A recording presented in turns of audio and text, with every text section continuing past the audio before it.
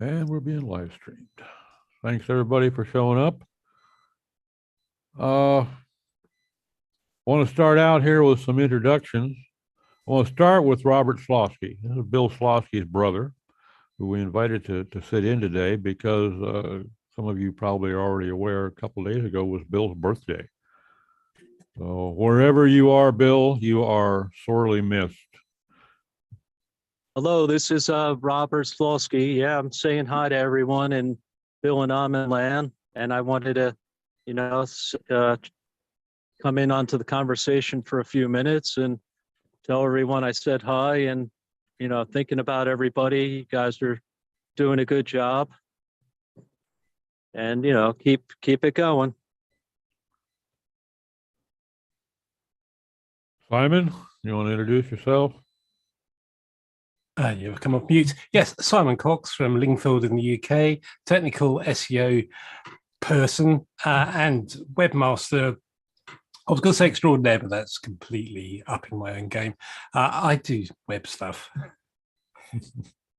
Steve? Steve Grinzer.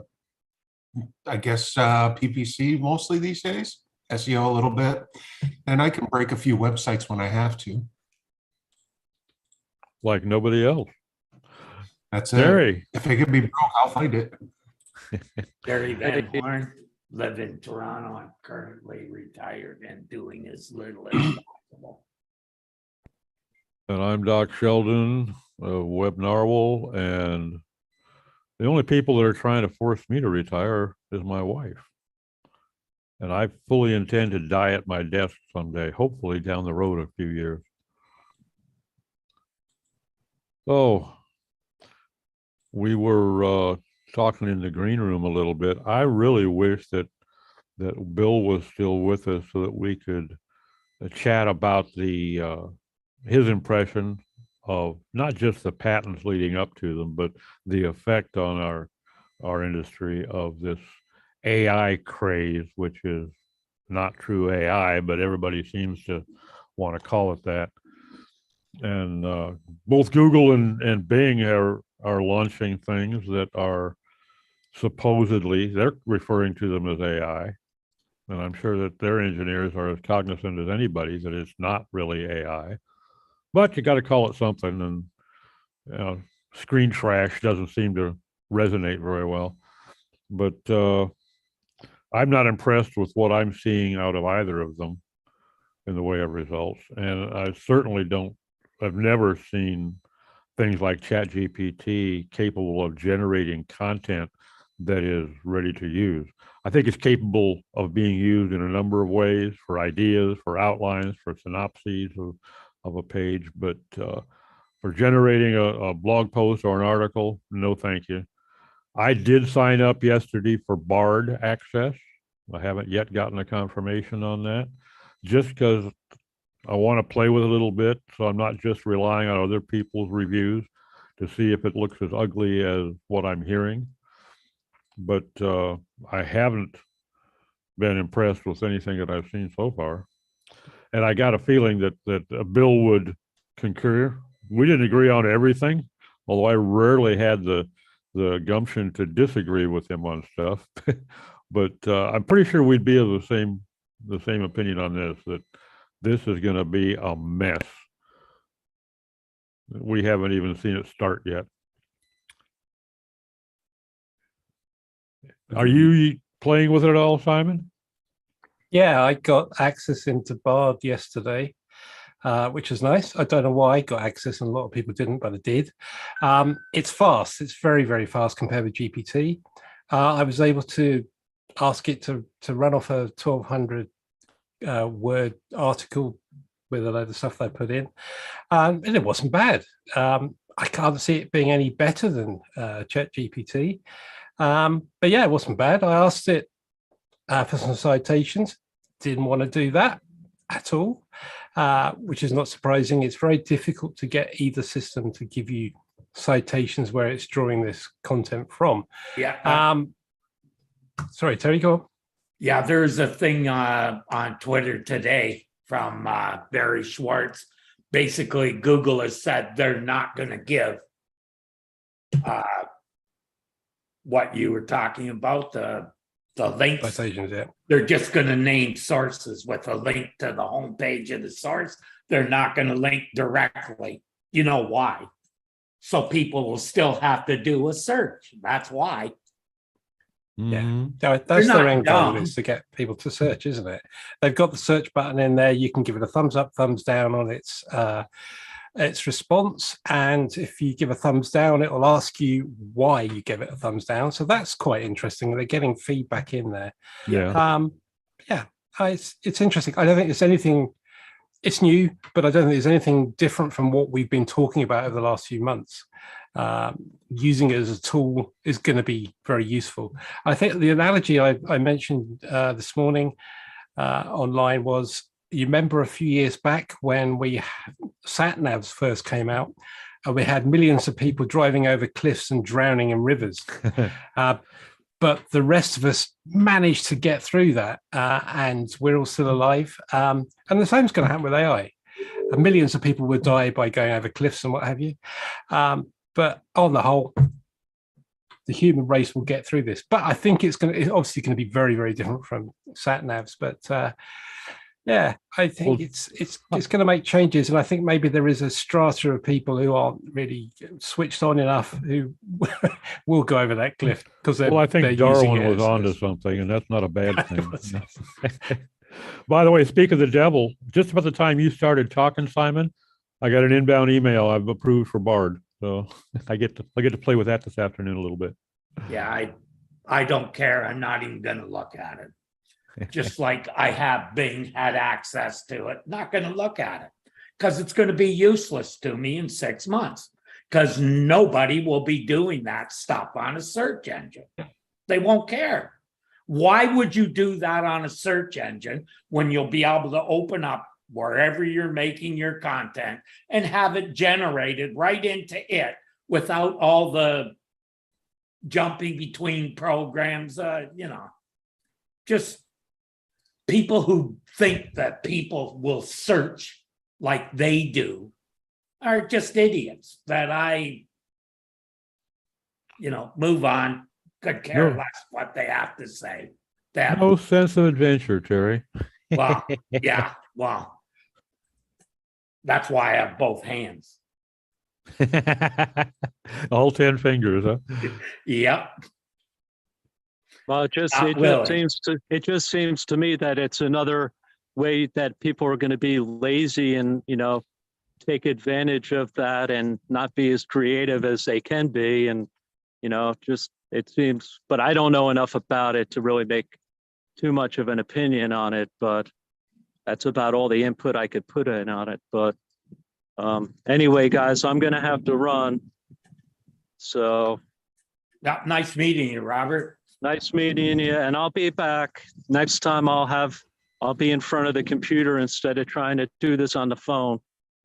It's not easy. It's only my second time on Zoom, so take care, everyone. Thanks for dropping in, Rob. Great to see you. Thanks for having me. Take care. Bye. Take care. Have a good day.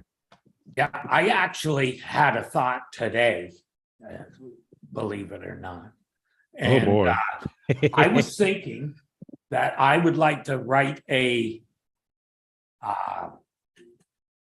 crawler that crawls all the SEO sites that I think are worth doing, making my own custom LLM answering SEO questions based on all the major sites and other things that I come across that are worth adding on a topic.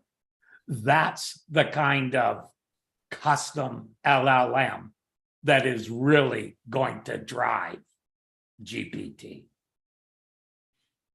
When people can use custom LLMs, because the general LLM is based almost, it's not up to date for one thing. Well, that, and it's also very unreliable. I think that's what we're seeing a lot of, because some idiot will post a totally erroneous theory and the LLM will pick that up too. And that's where you get all this hallucination in the output, that totally incorrect information, that any Tom, Dick, and Harry can say what he likes. And if this program I wants get to, indexed and included. yeah. So, But I'm thinking the custom LLM will actually review all the content that goes in to make up the LLM. And that's going to be very valuable. yeah, I agree. That, in my opinion, is a business of the future, developing LLMs for specific purposes. Well, I think it would definitely, to me, would have a lot more value if I were able to specify the pool of resources it could use to give Right. me the answers. And unfortunately, we don't have that ability. On the one hand, Google is a couple of years old. The pool, I'm not sure about Bard, but I just have a very serious issue with the credibility of the output, because I've seen so many invented issues that where they're citing that this guy is the author of this article titled such and such, published this date, and it doesn't exist. Well, even dumber. I actually saw on Twitter yesterday, somebody said, "Oh, I got really good keyword research from Chat GPT." Really? Yeah, right. Sure. Really? Where did the data come for the number of queries? Mm-hmm. Where did that come from? I've been playing with the different versions of stuff, and since they launched the new version of Chat GPT, I ran one of my original early queries, which was asking it to explain why the Earth is flat. And in the first version that was open to the public, it would explain to you why the Earth is flat. Now it says, No. I can't do this because the Earth is not flat. Right. And as long as they keep evolving that direction, I think that they're going to be okay for certain uses. But my biggest issue has always been that it's just not ready, and too bleeding edge, and anybody relying on it, Gonna get they're going burned. to have to keep relying on making fast and rapid changes to whatever it is they're doing as the tools evolve. I used to be one of those bleeding edge people when it was hardware, and I just can't bring myself to do that anymore. Mm-hmm. It changes too fast, and it doesn't always go the same, the direction you expected. VHS and Betamax is one of those wonderful examples. By every measure, Beta was better, and it's still lost. Yep. So you remember the old laser disc movies? Oh yeah, I once had a collection of 80 some movies, and so did I. They were great quality, and now they're gone. Yeah. And the same thing is with programming languages. Mm-hmm. When we first started our web company back in the 90s, we were programming primarily in Mason. Mm-hmm. And it was at a point in time where we had a choice. We could go PHP or we could go Mason. And our lead programmer's like, I know the guys at Mason and they're awesome, and we should go this route. Oh. Well, I say Mason now and almost nobody knows what it is. But I can program in it. So I'm willing to wait. I was before I get very excited. But on the other hand, a friend of mine who's in the jewelry business, not that he just discovered it, but posted yesterday on Facebook that somebody was using it in the jewelry industry to write their product descriptions, and what a great job it was doing. And it's like, yeah, it writes much better product descriptions than people do, especially when you have to write 2,000 of them. Mm-hmm. Because when a human's writing 2,000 jewelry descriptions, especially of jewelry, it's white gold ring with diamond with this, and that's it. Because it's hard to get excited about writing 2,000 descriptions about different rings. Mm-hmm. And chat and these AI models, they're built for that. Yeah. They do that very well. So the other thing that I'm kind of interested in playing with, that I'm hearing some good things about, is its ability to deliver code snippets like schema or function scripts. I think that's interesting. For instance, I had a little exchange this morning with Christina Schatzinger that she asked who's using what plugin for schema, and I simply said I don't use plugins. But then I'm working with smaller sites. If I had a 500,000 page site and I had to do schema on all the pages, that wouldn't scale well, you know. But I can find the snippet that works and edit it to fit, you know, for a fact schema, something like that. For FAQ, it's not that big a deal. But if you're talking about 10,000 pages, well, no, I think maybe a plugin might be the way to go if there's one out there that's reliable. I haven't found one yet. They all take, none of them will do it automatically. All of them, you'll have to add something in. Yep. I 90% automated what I have. It gathers information from WordPress data, and then it has 2 or 3 inputs in a option page in the plugin. But you know, a lot of people don't even know what pages to what kind of schema should be on what pages. Well, yeah, we see an awful lot of cases where they're using the wrong type of schema for a particular function. Probably about half of them. Yeah.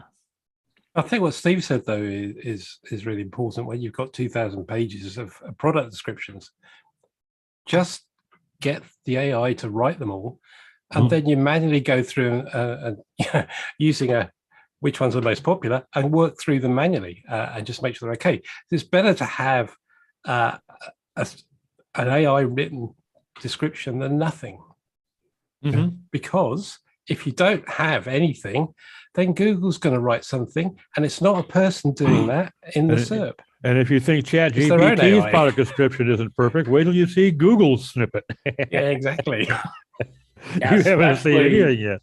Because you could show it just a picture, and it would describe what that picture is. And well, yeah, if I could say, okay, here's a picture and identify the metal type so it doesn't have to guess, and the gemstones that are in it so it doesn't have to guess, and say, you know, it's like, oh, this is a, you know, 0.65 carat diamond and blah, blah, blah, and then hand it to the, you know, and you could do all that with your standard e-commerce sites. Most of them have the ability to add data points. You add all the data points in yourself and then turn loose a plugin or something that just goes through the site and says, oh, this doesn't have a good description, and bam, done.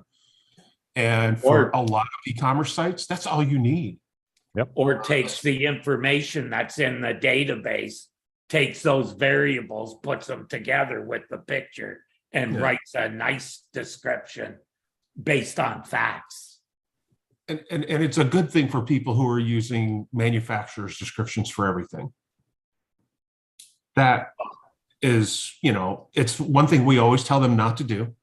And it's something they always do, because it's a pain in the ass of all the, you know, you got the great big long list of things you need to do, sitting there for an hour a day for the next year, rewriting product descriptions, not fun.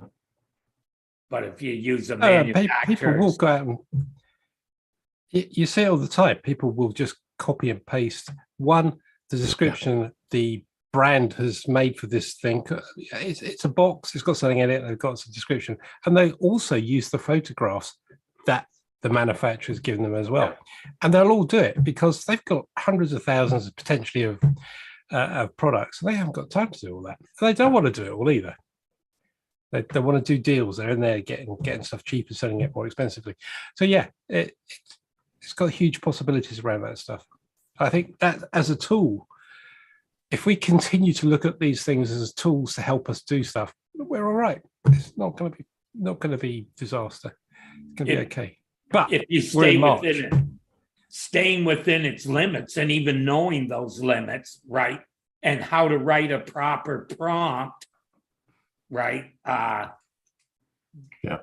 That's what it will be in the end, is a lot of that stuff. The other Well, thing I as think well that's- is the more we use these tools, the better we'll get at writing those prompts and getting good content out of them. Good things. Exactly. And I've already seen that in the image AIs. The image behind me is the new Midjourney version 5. It's pretty good. Oh, does it just hand it a photo and say, yeah, redo this for me? It comes out much better. Like, how Yeah. often do you see that? If you had a small picture, right, and you wanted it to blow it up, usually that doesn't work in a image editor, Mhm. right? But I think it would do it okay. So now if you would build in that tool into like Google Ads, when you're uploading photos for your Oh, ads, yeah. and it goes, oh, nope, this photo's too small, make it bigger. And then let it do its thing and make it bigger or smaller or crop properly or whatever. You know, I think all that make stuff, life easier. all that stuff will be built right into Photoshop and any major programs Mhm. that are Most doing likely, yeah. images, more than likely, because you won't even need filters and except for doing things like erasing and stuff, right? But it would Make even me do pretty. it. Yeah, it makes things, it does a better job than we can do manually using Photoshop or something else. Well, yeah, I think that's true. Those are going to end up being incorporated into a lot of the big tools like Photoshop, or I'm thinking AutoCAD. Wow, would this be fantastic or what? But I think it's the old garbage in, garbage out thing being applied again. If your prompts are too vague or open ended, you can't be too disappointed about not getting the results you wanted. Yeah. So we're going to have to polish our prompt ability to be able to manipulate the thing. And that's going to have the added effect of helping the algorithm learn better. Nah. You know what? The prompts will be in the software. You'll just tell it, do this, and it'll write the correct prompt for you. Well, there may well be a template of potential prompts you can use, but I think in a lot of instances, you're just not going to find what you're really trying to accomplish. If it's something like, clarify this image or make this image larger, then sure. But if you're trying to combine this photo and that photo and place them at a dinner table together enjoying a meal, that template is not going to offer that prompt. You're going to have to still be able to try to think like the program, understand how it works to be able to put together a decent prompt. Mhm. And I think that's what's really fouling a lot of people's efforts is they're just not, they're trying to think like they would to their graphic designer rather than to a computer. Yeah, I see it more like being like the formula, the thing that builds formulas in Excel. Mm-hmm. More like that than you Yeah. actually write a prompt. Yeah. Uh, And that's another area that it seems to be doing a great job at, by the way. If you can yeah, go to Chat GPT and say, okay, here's what I want to accomplish. I want to sum these two columns and divide them by this field. It seems to get that right most of the time. Andy Cushing, look out, it's after you. see, but now the newest version of Chat GPT, if you tell it multiply two numbers, right? If you don't make the prompt right, it says, I don't know how to do that. I only know how to work with text. That was writing a function in JavaScript to multiply two numbers. But it turned out if you prompted it right, it would do. There's But the rub. think of this. When I write a post, I spend maybe 3 hours writing a post. I'll spend an hour making the hero image. Just think if with Chat GPT, or the Dolly thing, I could say, read this post and make a hero image this size based on the post. Bang, I just saved myself a quarter of the time it takes to write an article, 25%. So that's 25% more work I'm getting done. That's where I think you're going to see it really, There's you know. there's your problem. I want 25% of that to go to time off. That time that could be spent fishing, buddy. I have a boat that's never been wet. I was just reading the Stanford study that just came out, where they took a look at AI generated content and whether they could detect it. And they tested against marketing style content, short form stuff like we write. And they said they could identify it only about 50% of the time. And one of the people contributing made the comment that, well, that's because most marketers sound like robots anyway. That's how they write.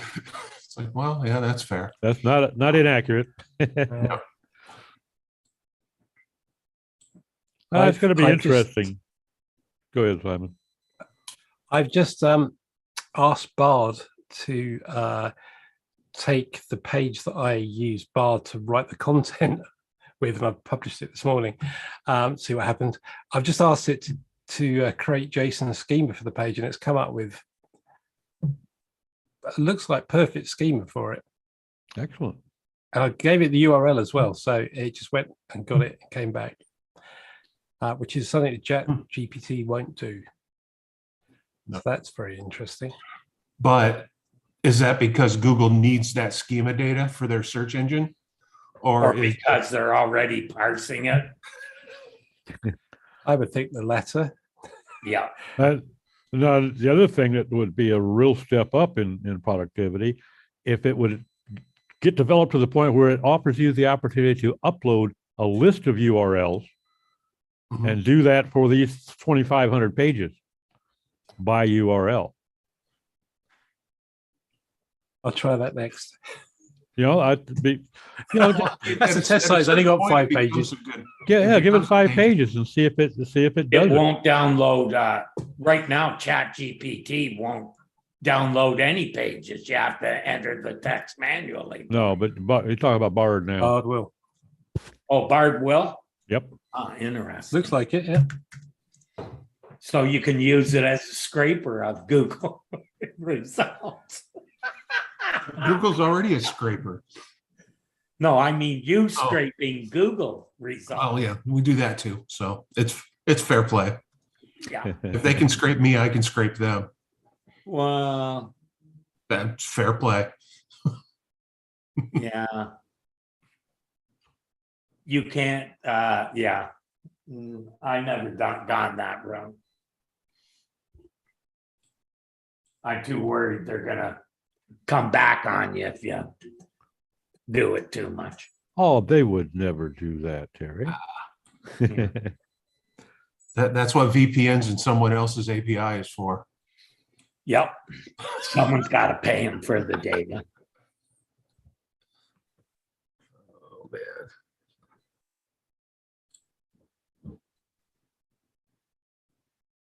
It'll be fun to watch how this develops over the next 6 months, year, 2 years. I think it's going to see an awful lot of very quick progress. Well, look at how much it's changed just in the last 2 months. Yeah. From GPT 3 to 4 is like night and day. Mm-hmm. Oh, it's just not, I don't think it was ever reasonable to expect that all these engineers would get together and different teams working on different aspects of it, be able to come together with a good, workable program right off the get-go. Even if there was not the necessity to provide the training ability of the thing, it's still that's a monumental task. Even if it was one developer, it would be challenging. But when you start having a team of many trying to find something that's going to mesh and work together, it's just mission impossible. So it's natural that it's going to come out and have some bugs, and they're progressing very quickly. I was, from the get-go, I was very negative on ChatGPT simply because it was only going to work with the pool of information it had from a couple of years ago. And I was saying, well, give me something where I can specify a body of work or a URL. And Bard did it. Bing was doing that from day one, including fresh results in their GPT results. Which makes it a lot more useful. Oh, for sure. I'm looking forward to hearing from you, Simon, what you get when you try the five different URLs.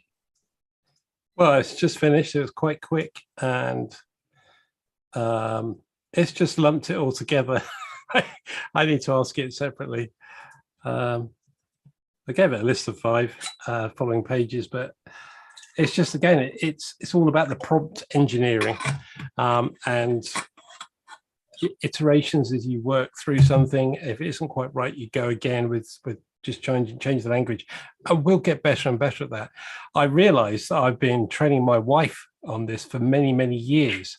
She'll come to me and ask for something, and if she isn't really precise about it, I'll just go off with the bloody fairies and do what I like. There you go. But she comes back, so that's not what I meant, and she has to understand. And she never says quite well how to get things through to me. It's to say for this. My daughter was trained that way. She is very literal when you ask her to do things, and she's been that way since a very young age. It's like, honey, put that ferret down, and she'll just set it down for a moment and then pick it back up. She's like, at no point did you say I could not pick it back up. You just said put it down. So yeah, I've been training. Apparently, it's frustrating. Yes, it's very, but it's a great way to explain, these AI engines are very literal beasts, and you have to be very specific when you explain things to them or ask them questions, because as we've seen, they will run off their own direction if given the opportunity. Humans are much the same. With creative people, you really do have to steer them. You cannot go to a creative person and say, I want an album cover. Yeah. You've got to give them parameters to work in, and that's exactly the same as this. Any designer will tell you, just give me some parameters to start with. My tattoo guy. Exactly. He's a brilliant artist, but I also give him a box to start with. It's like, here's some samples, here's some ideas, and now you go. And you don't want to throw them wide open and just say make something cool. Yeah, because that's just not fair. And what he thinks is cool is very likely not something you think is cool. So, how is it working with exclusions, Simon? Can you give it negative? Think like in terms of negative keywords. You say, provide this, but do not include anything dealing with X. I've not tried that with Bard, but I have tried it with ChatGPT, and it does take that into consideration. So I can't see why Bard wouldn't do it. That would make sense. Yeah. Yeah. So with writing things like titles and metadata, say include this word, but don't include that one. Yeah, not a problem at all.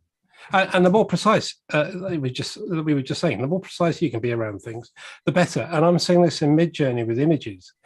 The more precise you can be in your prompt, the better the image is going to be.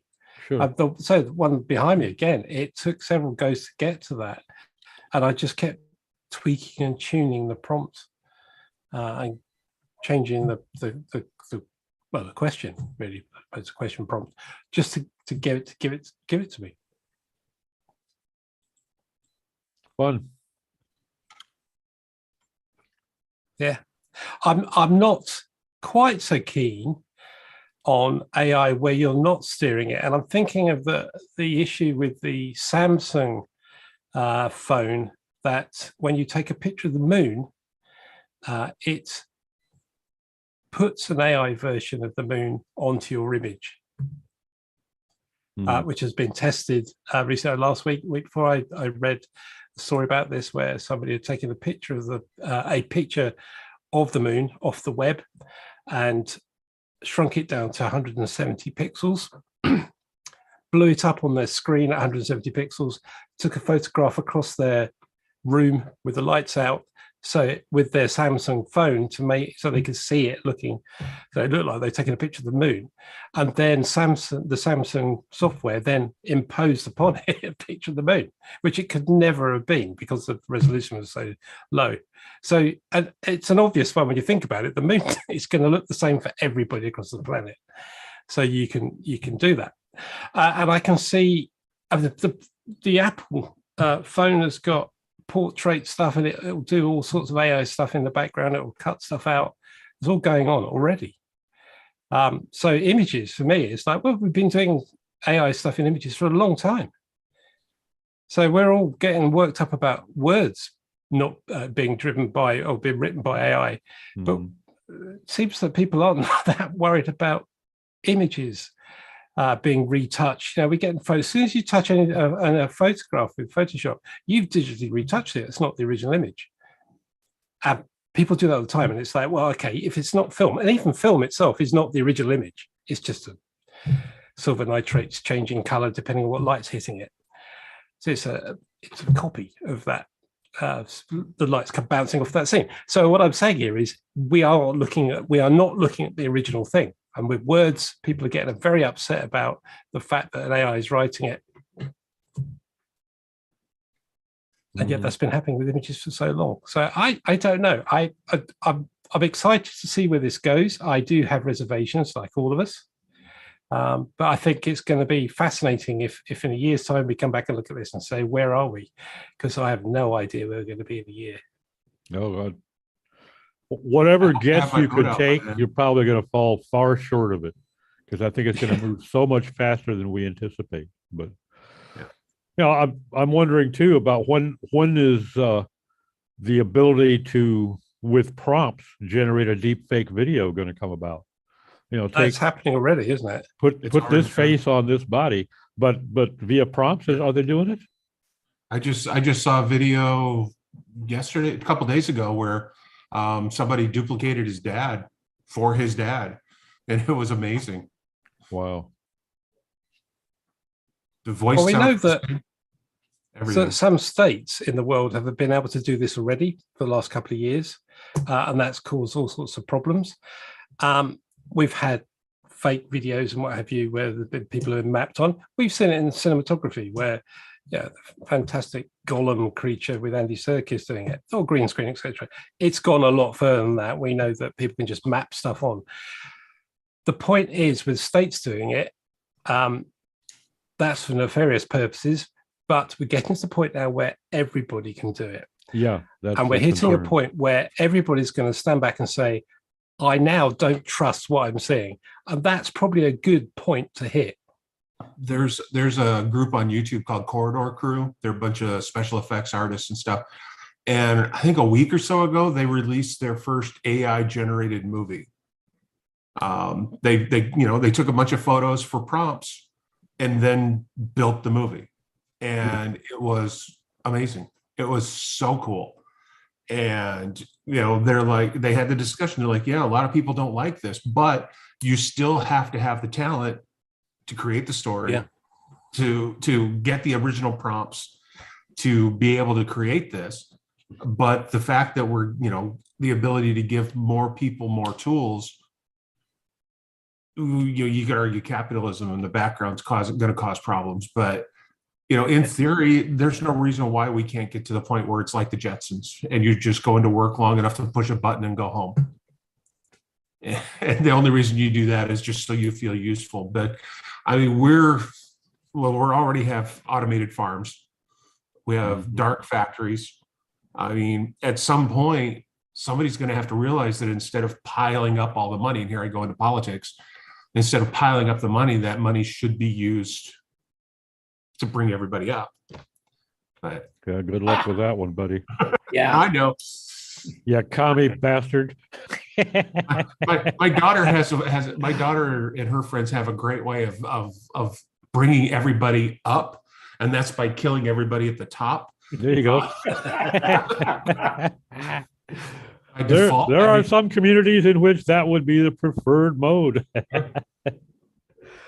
anyone else see the interview on YouTube with the CEO of OpenAI? Mm-mm. No, I saw That he a would- link to it, but I didn't get a chance to watch it. Yeah, I did watch it. He said he was actually worried about taking it public. That's why they waited so long, Not surprised. that people would misuse it. And People are going to pretty misuse it. much what happened is Well, what he any- thought would happen. Yeah, Any technology that's brought, that's invented, people will find a way to misuse it. you It's bet. human nature. Yeah, agreed. And not necessarily for gain, just because we like to test things. Yeah, To just to see be able what the to limits are. to pump They're their like chest out and Steve, say, they I just could do don't this. break You know? anything. Yeah. That was the answer I used when I used to dial up random computers when I was younger. I'm not here to do anything bad. I'm just curious. Yeah. It's just bragging rights, right? But all kids do it. They test what the limits are with the parents. Test the boundaries. yeah. As I'm sure we all did. I still haven't found the boundaries of my mum yet, but we do it. It's there. It's human nature to do that. And anything that comes along like this, the first thing, especially with the AI stuff, the prompts, what's the first thing everybody's doing? Can I do the stuff that I do on a daily basis easier and quicker? Where are the limits of this? What can I do? And people are just trying to break it, because that happens all the time with everything we create that's new. You try and find a way of breaking it and say, if it doesn't break, it's brilliant. This is fantastic. If it does break, say, I told you. It's human nature. Mhm. Yeah, one of the things I thought was interesting that he talked about was how they're watching the prompts and to see how it is being misused, and right away, not gathering a bunch of information about it, but right away getting right on top of it. Good. Well, for sure, because they know one bad thing happens and the whole technology could go down the tubes and lose all credibility with everybody. Yeah, and that's a shareholder situation, isn't it? Oh, Yeah. yeah. Who all the CEOs have basically report to, and have got to persuade them they're doing the right thing. Yeah, so they're protecting their business. There's a business thing there, and they're protecting it. So yeah, of course they've got to do that. You can't just let it loose and just say, right, I'm off to the Seychelles for 2 weeks. I'll come back, I'll look at it or when I get back. You can't do that. You've got to have a team there monitoring everything, because people will abuse it, and they are. I'm sure they are. Yeah. Not me, obviously. I was thinking the other day that one of the things that may impede its progress is the fact that a lot of the people that are making the decision on using it, it's going to replace them. If you're a middle Yeah. manager, you're scared shitless of ChatGPT because you won't have a job. It can do your job. Anybody can summarize. ChatGPT, that's what it's really good at, is summarizing reports and correlating data, right? AI correlating data. Their jobs will not be around anymore. And their jobs pay the most money, so it pays the company to build a custom LLM to replace them. The payback is quick. What was there was recently, a couple of days ago, I saw on, I think it was Twitter, I guess it was a test case where some company actually named an AI as CEO, and their stock jumped 200 and some percent over a short period of time. Well, okay, why? Was that because stockholders assumed that they needed to support this because AI will be better at it, or did it make better decisions? That's a scary thing. They turned it into a The meme stock. decisions. The Into a decisions what? probably would have been pretty much the same, would be a lot cheaper. Sorry, Steve. If you've ever talked to guys in stockbrokers, when I first started on the internet, I was doing consulting with financial analysts, the dumbest people, technology wise, that I've ever met. All they are is a bunch of friggin' bean counters. So show them a spreadsheet and they're in their element. Talk to them about tech and they're clueless. Well, there's no reason they should know tech. I mean, That's right. that's not their job. But what Right. I was starting to say with the one, I expect that stock price to come back down rather rapidly as well, because, basically it turned it into a meme stock. When they announced they did it, I know some of the Reddit groups that I follow jumped all over it because they knew it was going to spike. And they jumped in, and they're all jumping back out now because they're made their quick dollar. They're happy. And in the grand scheme of things, it doesn't mean anything. Well, let's say it could be true with most of Wall Street.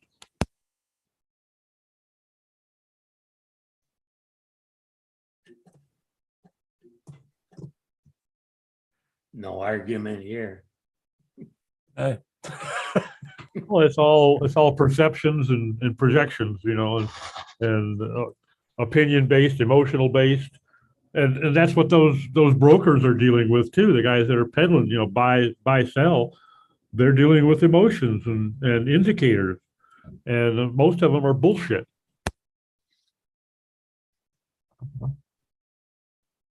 Well, they'll probably make a lot of money over the next few years, shorting big companies that are going to collapse because of AI. Who knows what's going to happen? Somebody needs to put it onto the task of finding a way to bring real estate escalation down to a manageable level. Well, that's easy. Make the interest rate 22%. It kind of puts a damper on real estate in a hurry. Yeah, but that hurts all the wrong people. I kind of feel like the UK might be an experiment for that. Seen it. House prices are ridiculous. I've said that San Francisco, the house prices are ridiculous as well. The UK is just ridiculous house price wise compared with when I bought my first house.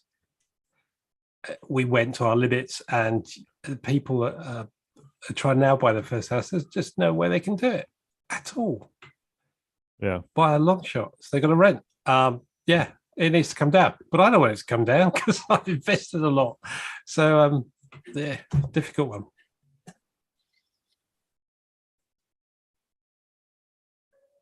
and I think we're likely to see AI coming into play in a lot of areas that none of us are even thinking of right now. Can you imagine the outcry of an AI non-biased algorithm doing medical approvals? It's like, yeah, we've said, you give it a threshold. It's like, if we have to spend more than X number of dollars after patients reach this age, we go from trying to cure it to trying to maintain to trying to just make them comfortable and hand all that off to the AI. Could you imagine the screaming? Well, you're talking medical. That must be done at the moment. Now think about that's being done already. That. Yeah, I actually when I hurt my foot, I was trying to figure out exactly what was wrong with me. So I called up this service called Telefile in Ontario, the province I live in, and it told me exactly what was wrong with my foot and how to treat it. Well, think about that now. It was on the phone, and it was all robotic. Let's just say that some doctor runs a scan on you and determines you've got a mass near one of your lungs. So they run a scan on you. So now they turn it over to an AI that determines the optimum angle, penetration, and resolution, whether or not to use a dye, takes the images, gives you a synopsis, viability of surgical removal, and does it in a period of minutes rather than the 10 days it takes to go through the lab and analysis. But it's doing it in a very unemotional standpoint, which most doctors try to do too. But it's, it has the potential for being a very productive and a very destructive path.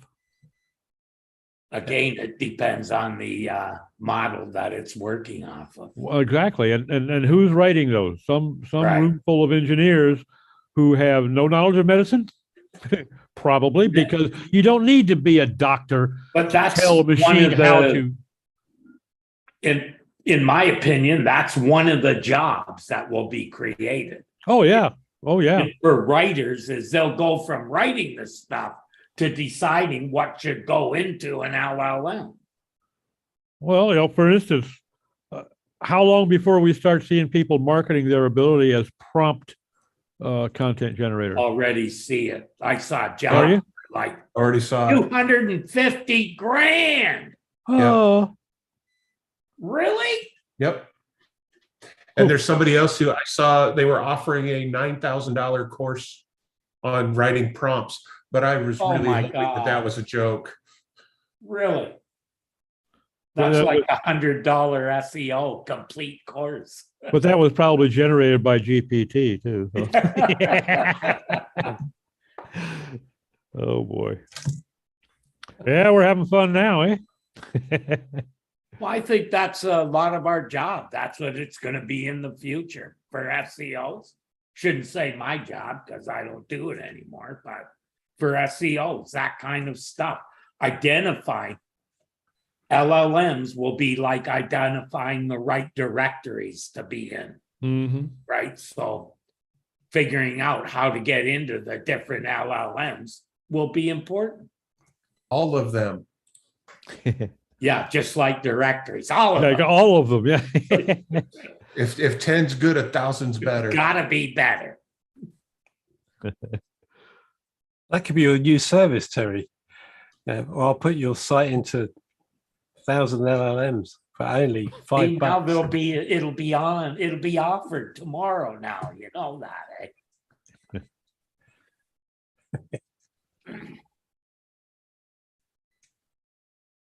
Yeah, I suppose then for us, it's really a case of how this is going to affect SEO. It is now, and we're already talking about how it's changing little bits of what we do. But overall, we've said it's not going to replace search, and certainly what we've seen so far, it can't replace search full stop.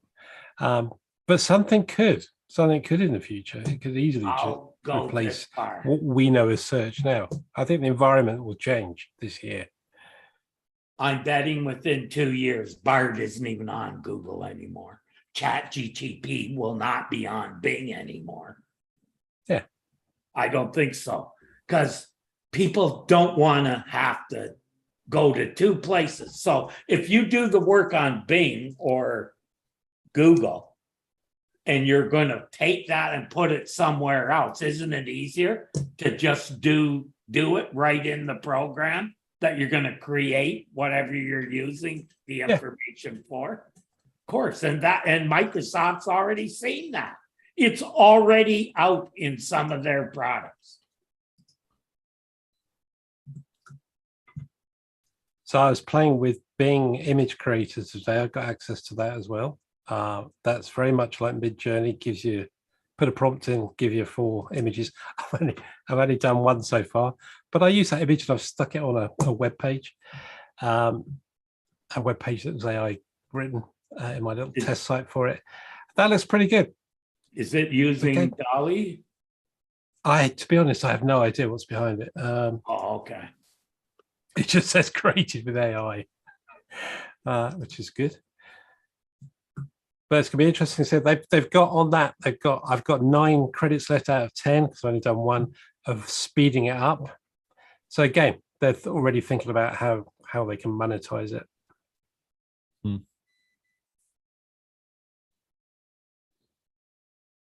But we said, by the end of the year, it'll be in all our tools in some shape or form. So Photoshop or something, you can press a button.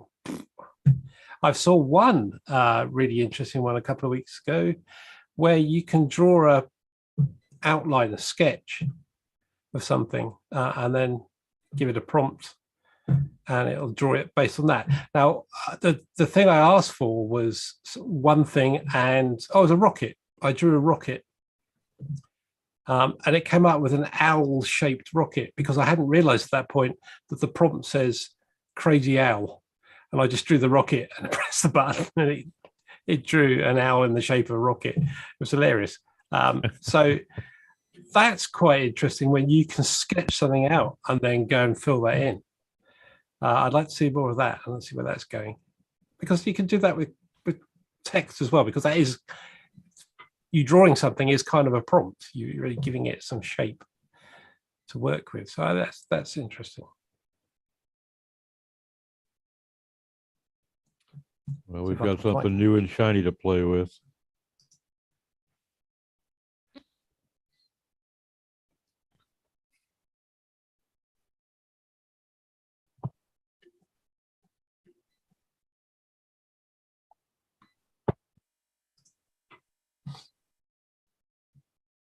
So, anybody got anything else we want to bring up today? Oh, I have got one little thing. So last year, I started splitting my work and personal stuff between browsers. It seemed like a good idea at the time. I was having all sorts of problems with Chrome. I really liked the ability to name a window, and I just put different clients' windows together with lots of tabs.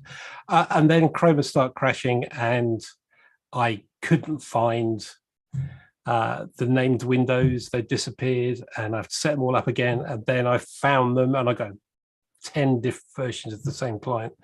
So I shifted all my personal stuff to Vivaldi, which is a Chrome based browser, which is very good. The only issue I had was that if I launched a link from maybe an email or something, it would open up in Chrome, and maybe I wanted that to be in Vivaldi, so to cut and paste the URL, etc. Well, yesterday I found somebody tooted a link to a little Mac script that, when you install it, acts as a browser. So you set your default browser to this. It's called Browzilla. So that when you click a link, it pops up a window that then you can choose which browser you open the link in. What is it? Browzilla? Browzilla. Yeah, it only works on Mac though. Browzilla.com, I think it is.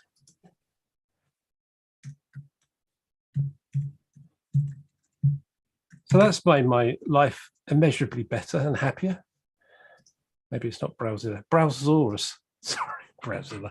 Browsaurus.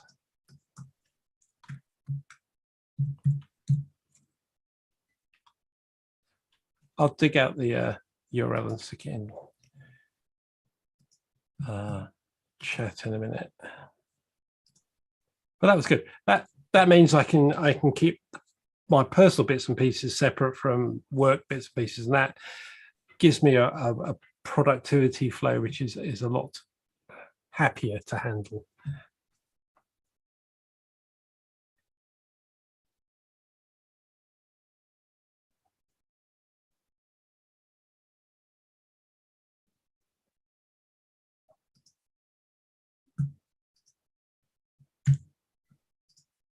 So since we're going to wrap up real quick, the Turing Award was just given out yesterday, day before this year, and they gave it to Bob Metcalf finally. You know, he basically invented everything helped invent almost everything we use today, from Ethernet on, and the fact that he hadn't won until recently was kind of baffling. And I'm sure he could use the $1 million prize too. Yeah, probably.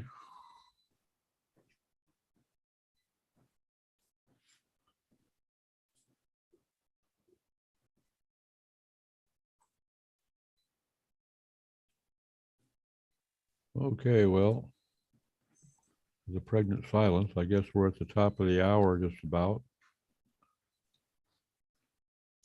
Been a good one. Again, thanks for joining us, Rob. And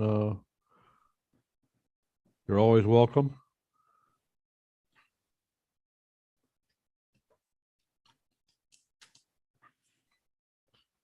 All right. Have a good week, everyone. Yep.